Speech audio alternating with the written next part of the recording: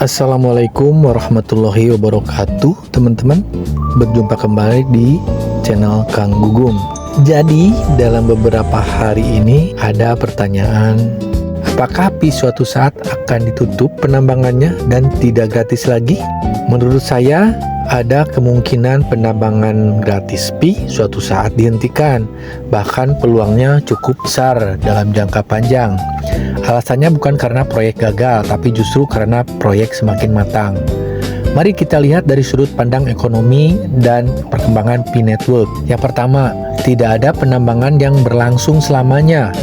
Dalam dunia aset digital, hampir tidak ada sistem distribusi koin yang berlangsung tanpa batas.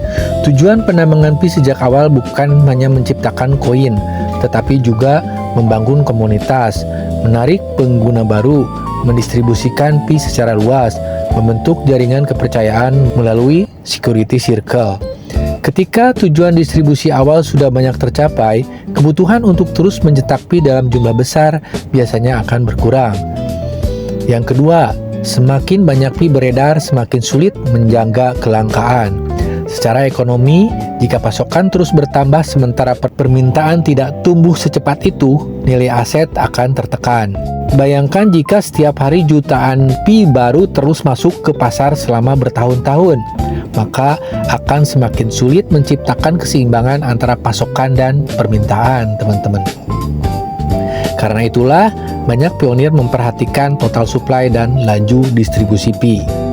Yang ketiga, core team sudah berkali-kali menurunkan mining rate. Jika diperhatikan sejak awal, laju mining Pi terus menurun. Ada mekanisme halving dan pengurangan reward. Mining rate sekarang jauh lebih kecil dibanding tahun-tahun awal. Ini menunjukkan arah kebijakan yang jelas. Distribusi Pi semakin diperlambat seiring pertumbuhan jaringan. Artinya, secara filosofi, Pi memang bergerak menuju tahap di mana pencetakan koin baru menjadi semakin terbatas, teman-teman. Yang keempat, fokus mulai bergeser ke utilitas.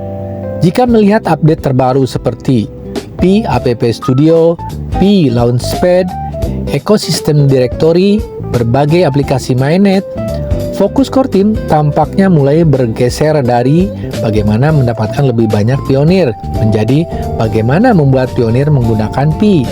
Ini adalah tanda kedewasaan sebuah ekosistem. Pada fase awal yang penting adalah jumlah pengguna. Pada fase berikutnya yang penting adalah aktivitas ekonomi. Yang kelima, apa yang mungkin terjadi? Menurut saya ada beberapa kemungkinan, yaitu skenario 1, mining tetap ada, tetapi reward semakin kecil, seperti Bitcoin yang masih menambang tetapi reward terus berkurang. Skenario kedua, mining hanya diberikan kepada aktivitas tertentu, misalnya kontribusi aplikasi, aktivitas ekosistem, verifikasi tertentu, penggunaan aplikasi Pi. Jadi, bukan sekedar menekan tombol setiap hari. Skenario ketiga, mungkin penambangan gratis dihentikan sepenuhnya. Distribusi Pi baru berasal dari mekanisme lain dalam ekosistem. Ini mungkin terjadi jika suatu hari mayoritas supply yang direncanakan sudah terdistribusi. Kenapa core team mungkin tidak ingin menghentikan terlalu cepat? Karena tombol mining harian sebenarnya bukan sekedar alat mendapatkan Pi. Itu juga alat referensi pengguna. Jutaan pionir membuka aplikasi setiap hari karena adanya sesi mining. Jika mining dihentikan mendadak, ada resiko aktivitas pengguna turun drastis, teman-teman. Karena itu, jika penghentian terjadi, kemungkinan besar akan dilakukan secara bertahap. Analogi sederhananya, bayangkan sebuah pusat perbelanjaan baru. Saat awal dibuka, pengelola memberikan banyak voucher gratis agar orang datang. Setelah pusat perbelanjaan ramai dan toko-toko sudah beroperasi, voucher gratis biasanya dikurangi atau dihentikan. Bukan karena pusat perbelanjaannya gagal, justru karena sudah cukup ramai untuk berdiri sendiri.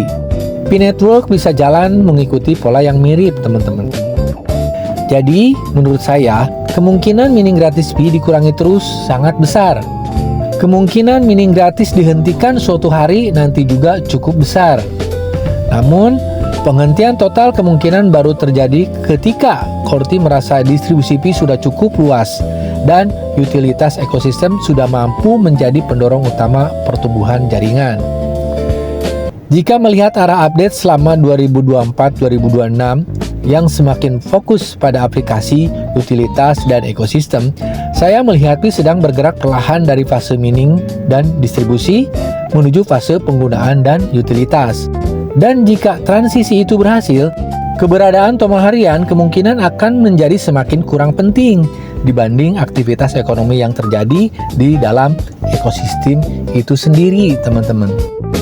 Demikian teman-teman, jika merasa konten ini bermanfaat, berikan like, berikan komentar positif, berikan kritikan yang membangun, bantu subscribe, dan bantu share ke sesama pionir dan non-pionir, agar Pi Network semakin dikenal di semua halayak, teman-teman. Demikian, wassalamualaikum warahmatullahi wabarakatuh.